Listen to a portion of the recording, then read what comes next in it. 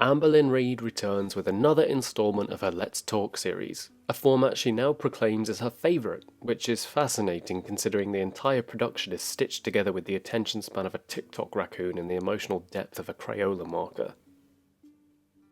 Before I get into her content, there are a couple of things I want to mention.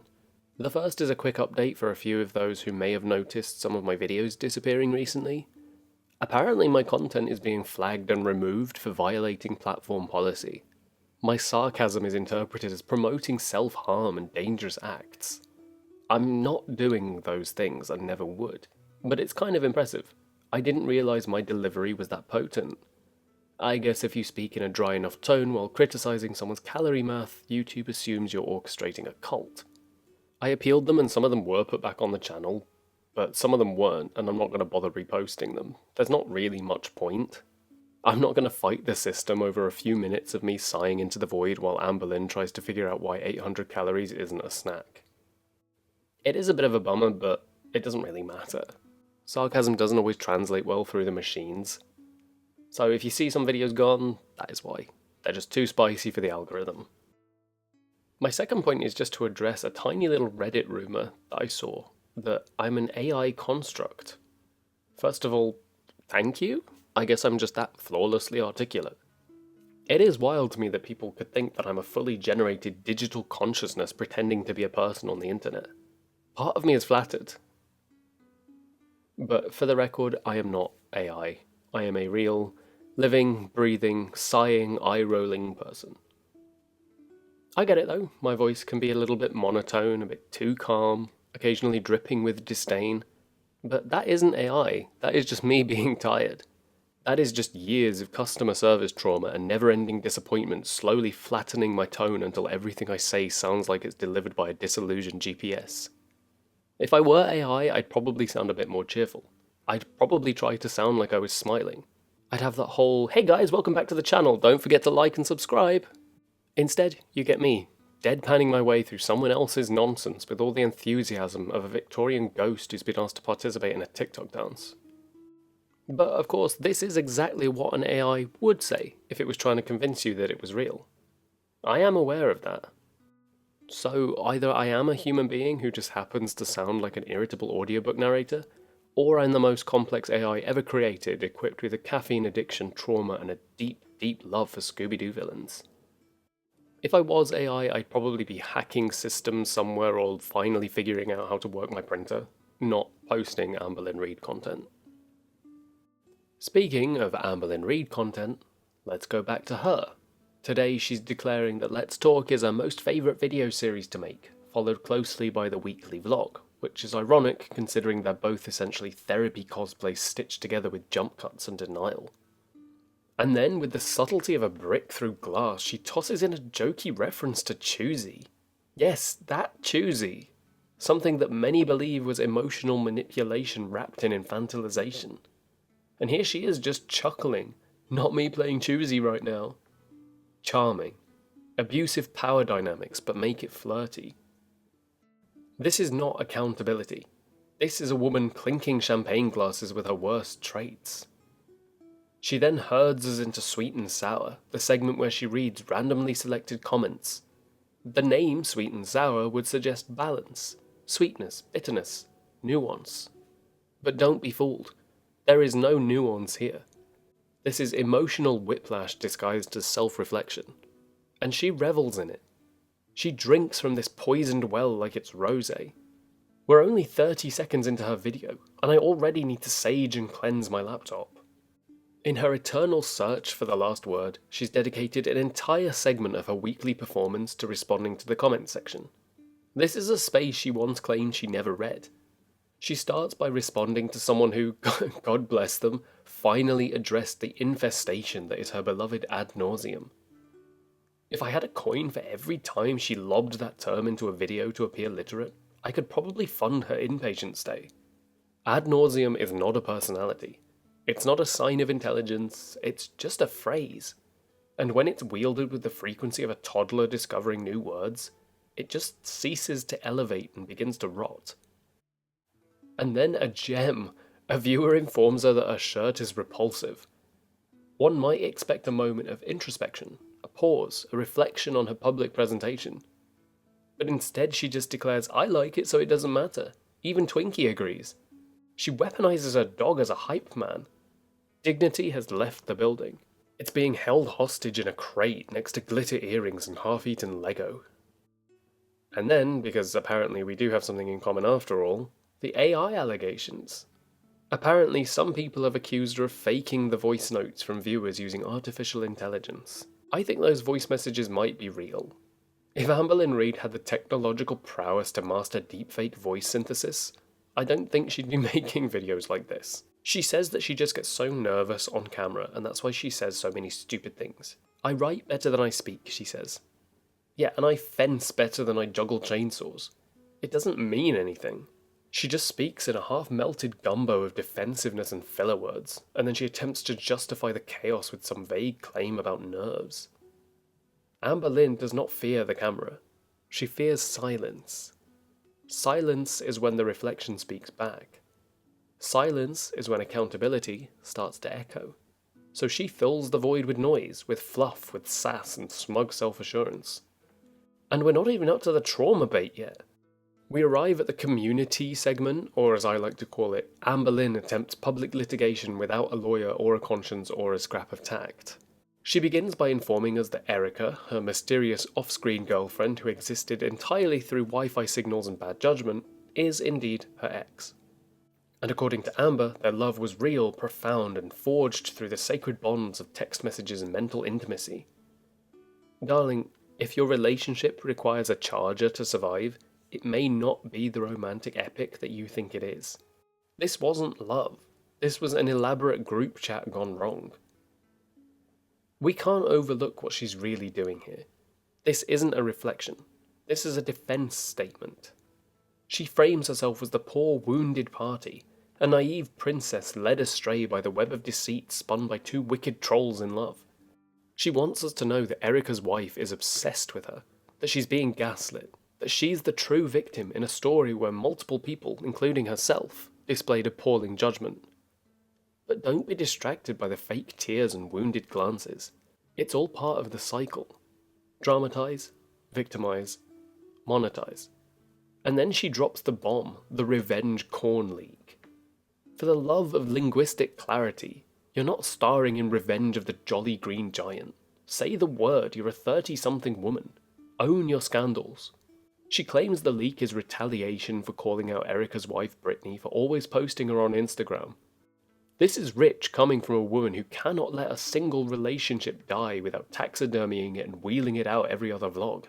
She speaks of karma and legal consequences, while doing the very thing she accuses others of, dredging up intimate histories for public consumption under the guise of just wanting to make something very clear. This isn't clarity, it's emotional spectacle. And like every show she puts on, it's self-indulgent and irresponsibly broadcast. If this relationship was such a tangled web of deception and humiliation, perhaps the correct course of action was silence, therapy, and legal recourse, not YouTube monetization and passive-aggressive shade. But, of course, silence doesn't pay the rent, does it? It's ironic, she's accusing her ex's wife of obsession, and yet here we are, with Amber still dissecting every last thread of a relationship that she claims to regret. She once again clarifies the status of her long-distance situation. According to her, Erica is her ex-girlfriend. Why? Because they were in a relationship. Long distance. They shared videos, exchanged texts, and allegedly took part in the kind of emotional labour you might expect from a Victorian romance. No, Amberlynn. That was not a relationship. That was a catfishing campaign with bonus sexts. She says it's 2025, long-distance relationships count. And of course they do. Long-distance relationships are just as valid and real as any other kind of relationship. When they're mutual. When both parties aren't role-playing as a soap opera villain in their unsuspecting mark. When your partner isn't lying to their spouse while snickering behind the screen. What Amber is describing is not modern love. It's an online psychodrama so embarrassing it should come with a content warning and a therapist on speed dial. She says imagine being in a relationship for 10 months only to find out it was all a lie. We can imagine it, because you've been doing it for years. Every diet, every tearful thumbnail, lies, inflated promises, emotional manipulation. And now you're shocked that someone ran the same game on you? You, Amberlynn Reid, of all people, should recognise performative intimacy when you see it. You pioneered the genre. She wants sympathy for being misled, and fine, I'll give her a teaspoon. But I will not give her a standing ovation for assigning relationship status to a dynamic that began with trolling, continued with deceit, and ended with her broadcasting her sexual humiliation to 200,000 people under the guise of just being honest. This wasn't love. This was ego and projection. This was emotional identity theft, with Amber willingly handing over the password and asking for more. If you're gonna insist that this was a real relationship, you'll have to explain how you managed to fall in love with a ghost in Wi-Fi form. Because to the rest of us, it just looks like you were seduced by a DM and abandoned by basic judgment. And then we entered the obligatory "let me address this nonsense" segment, a cornerstone of every Amberlynn Reid production, wherein she swats at community rumours the way one might lazily wave away a fly while lounging in a landfill of their own making. Why did Beck clean the cloths and not you?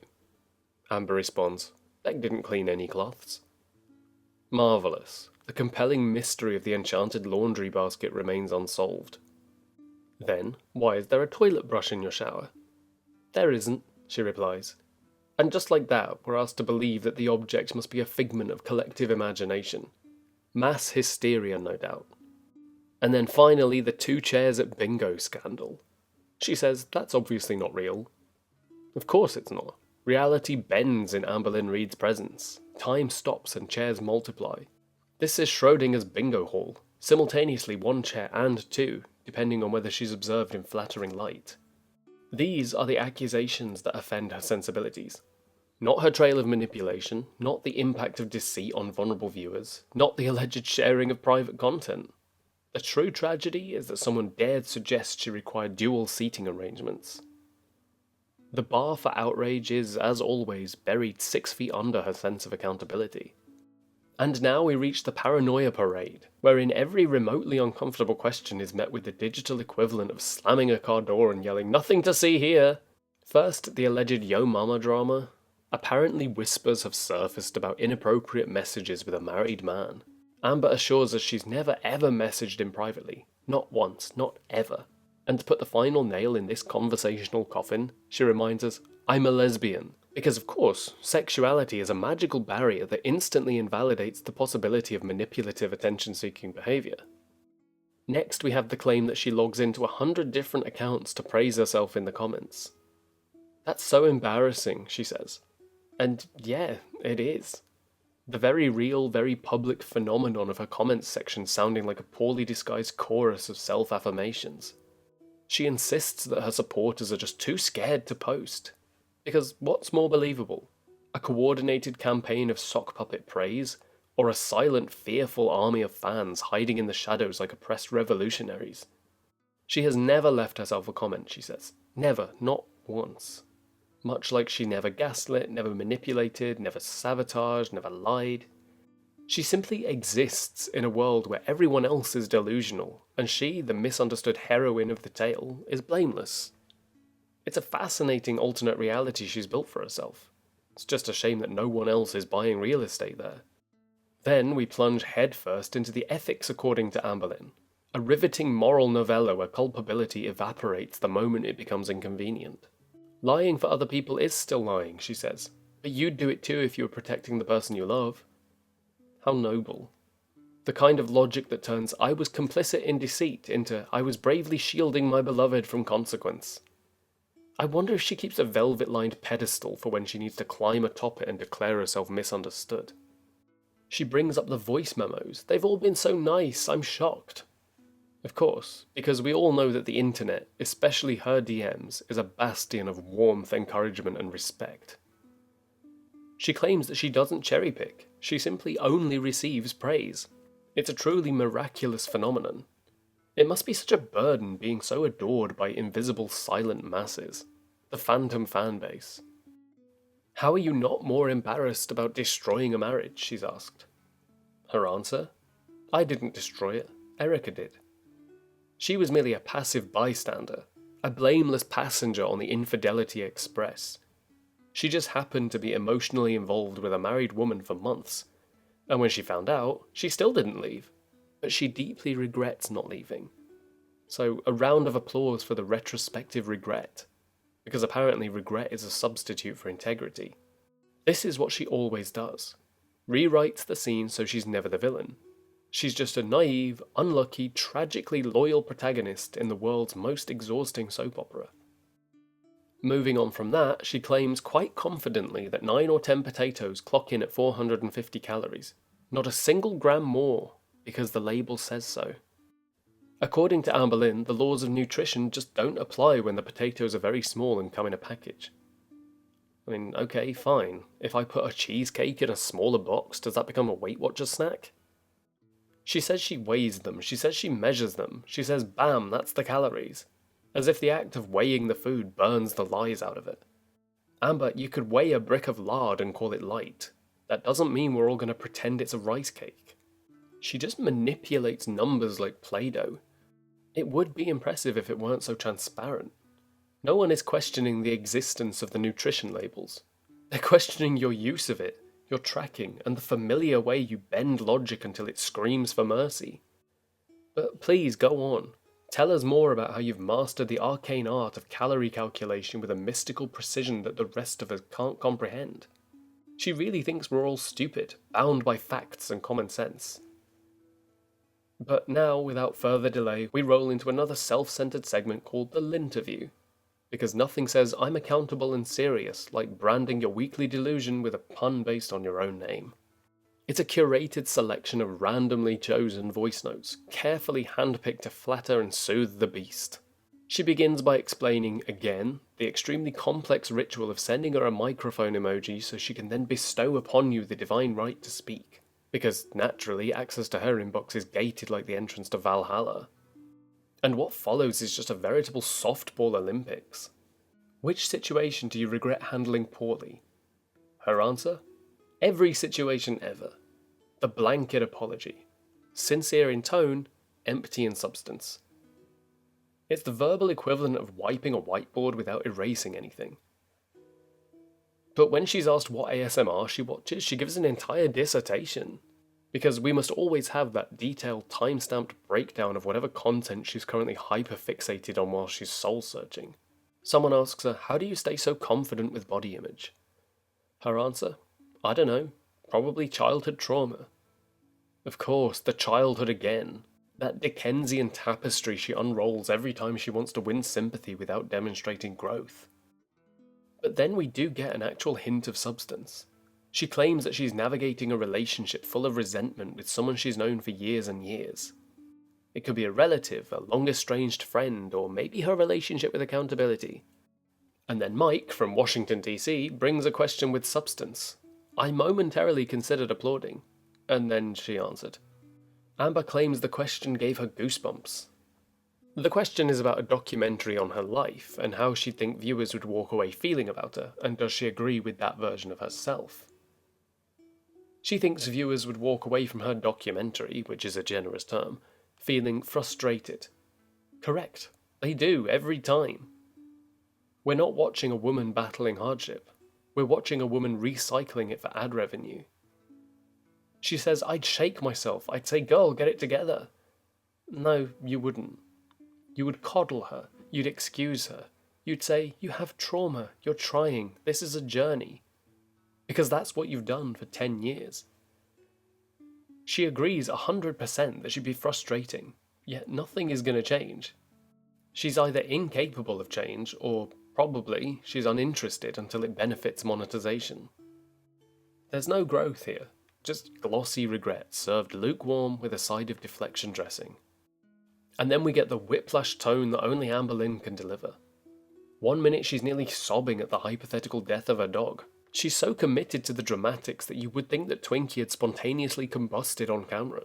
And the next second she's cooing over a stranger's voice, calling it ASMR grade, mid-panic spiral about a relationship she won't even take responsibility for. She claims that she won't get another dog if Twinkie dies, because Twinkie is her heart and soul. This is an odd declaration. We've heard her say this about pets before, and look what happened to those. just turned into footnotes. I shall prepare my tiny violin. And then a kindly viewer encourages her to read Harry Potter. It's a simple, gentle suggestion. And then she spirals into another performative breakdown. Again. Because mentioning Erica, which she brought up, has triggered a self-inflicted emotional landslide. She is a masterclass in emotional elasticity. She snaps into chaos and snaps out of it. There's no integrity. There's only whatever serves the moment. So she won't read Harry Potter because she doesn't find that type of book entertaining. The last book she touched was probably a menu, and even that was skimmed. The next question is, how do you measure success beyond the scale? It's a fair question, posed sweetly by someone who's watching with their mother. Amber responds by announcing that she's now walking faster in casinos. As if she's preparing for the Olympic trials in the buffet aisle. She says she's waddling less, and I cannot express how viscerally unwell I am at that phrase. Amberlynn, for the love of God, your benchmark for success cannot be my legs hurt less when I'm gambling. And then we tumble, as we always do, into the binge triggers. The greatest hits playlist. I just don't care. I'm sad. It's a combination so staggeringly unoriginal, I'm tempted to submit it to Wikipedia as an entry under avoidance coping. She says that binging makes her feel good. Correct, that is the definition of addiction. But the problem is that she says it with a smile. There's no shame, no urgency. It's as if she's discovered a quaint little personality quirk, like enjoying obscure teas or collecting frog figurines. She views emotional devastation as something to eat her way through, not something to solve. And that's why, after a decade of meltdowns, failed diets, broken promises, and 12,000 reset videos, the only progress she's made is less waddling. But I have to interrupt my regularly scheduled circus of contradictions, clumsy storytelling, and half-truths for something that almost resembles human emotion. I'm as shocked as you are, I know. This little segment is devoid of smirks, ego, and word salad. She discusses her brother's adoptions and reflects on why she wasn't adopted. For a tiny moment, it's like the fog lifts, and we can see a glimpse of something real behind the gloss of online performance. There is a wounded child there still asking, why wasn't I worth saving? I'm not saying this lightly. This is maybe the only time I've seen her even almost drop the performance. This isn't the sobbing for clicks, Amber. She says, why was I not good enough? I was just a kid. And for the first time, possibly ever, the sentence doesn't end in a manipulation. Of course, the self-mythologizing creeps in again at the end. Everything happens for a reason, she says, like she's narrating a Pinterest board. But for a flicker, it was genuine. Do I believe it'll change anything long-term? No. She'll be back to calories and YouTube martyrdom by tomorrow. But for this one moment, I could see the ghost of a girl behind the influencer. Even I had nothing to say. It won't last, but it did matter. And then we hit the myth of relentlessly consistent Amberlynn. The viewer praises her for always being herself, so consistently herself. But this is a fairy tale so rich in contradiction it might as well have been penned by the Brothers Grimm. The viewer's sentiment is sweet and hopeful, but perhaps a little too generous. Amber naturally soaks it in like a parched houseplant in July. She basks in the praise of her authenticity. But we can't rewrite history in pursuit of her Disney ending. Amberlynn Reid has not been consistently herself. She's shapeshifted more times than a rogue in a Dungeons & Dragons campaign. What she has been consistent in is one thing: disruption of progress. That's the pattern. The endless cycle of start, stall, self-sabotage. The inability to evolve beyond the Amberlynn show, because the moment she does, the content crumbles. The advice that Amber gives, build a wall between you and the hate, focus on the positive. It's not terrible advice, it's actually quite reasonable. But coming from her, it reeks of performative insulation. She doesn't block out the hate. She controls the narrative so tightly that criticism is rebranded as abuse. And while she tells others to be yourself, she always carefully calculates which version of herself is the most palatable at the time, and then she discards those personalities when the tide turns or the girlfriend leaves. So no, she's not consistent. She's chronically online, with a rotating personality wardrobe and a fragile ego stitched together with gaslight and glitter. But do carry on, Amber. This Delulu safe space seems ever so cozy. And then we reach Tea or Tail, the segment where Amberlynn attempts damage control wrapped in soft pastel excuses. It's a clever format, if only she had anything remotely clever to say. We begin with the most fragile story of all, Destiny's mother. According to Amber, Destiny's mother called her an adoptive daughter, begged her to come home, and was a veritable emotional life raft floating in the aftermath of Amber's romantic wreckage. It's quaint, and it's touching, and it's deeply unverifiable. Destiny's mother left behind zero public statements suggesting this. Instead, what we do have are Destiny and Beck's recent accounts of the chaos, manipulation, and emotional warfare waged during that time. But naturally, Amber clings to selective memories like a Victorian widow to a bloodstained handkerchief. A grainy voicemail here, a tear-stained text there, and suddenly we have a Lifetime original movie titled Mother-in-Law Redemption. Amber doesn't remember history. She rewrites it. Entire relationships become fairy tales posthumously canonized the moment the other party can no longer speak. It's not a tribute, it's opportunity. As for the claim that she loves being the side chick, she dismisses it with breathy moral indignation, but conveniently leaves out the part where she knew about the wife for months and continued. She frames herself as the betrayed, not the complicit. It's a tired, well-worn narrative that functions only if you squint hard enough and ignore the timeline. And then we descend into bad choices, or as I like to call it, Amberlynn's parade of unfiltered desperation. 5 randomly selected cards, 5 disturbingly consistent reminders that this is a woman who cannot distinguish between vulnerability and vulgarity. The first question, have you ever taken a call during sex? Of course she has, because nothing says intimacy like pausing mid-thrust to chat with your DoorDash driver. Would you sleep with someone in full clown makeup? She claims absolutely not, which is rich considering the last 10 years of her dating history have been spent starring an emotional clown orgy this series. Have you ever had sex with someone you met on Tinder? She says Tinder, no, but online, yes. Because semantics are her final defense. It wasn't Tinder, it was just trolling Instagram DMs, emotionally ensnaring married women and FaceTiming strangers in dark rooms. That's somehow more dignified? Have you ever used a vegetable as a sex toy? She recoils in horror at the question, because this is where her boundaries are apparently. The woman who admitted to filming and sending explicit videos to someone who turned out to be part of a trolling scheme draws the line at a cucumber? It's fascinating. Would you sleep with a sexy person who smelled like garbage?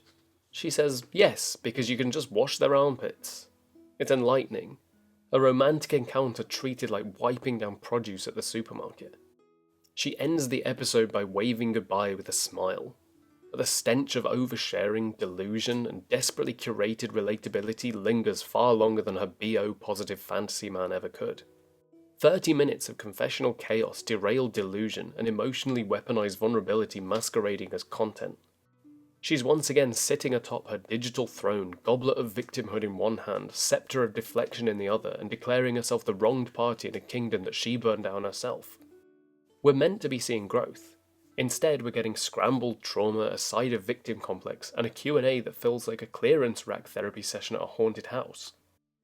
Until next time, stay discerning, stay elegant, and for the love of all that's logical, never trust a woman who thinks that being consistent means consistently sabotaging herself in public.